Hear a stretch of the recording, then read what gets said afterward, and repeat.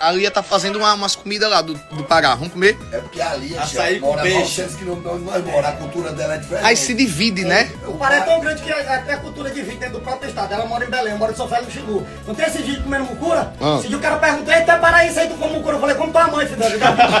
Nós come carne de gato, picanha, aquela picanha assim de 2 dedos. Diabo de mucura, satanás de mucura. Mucura é rato.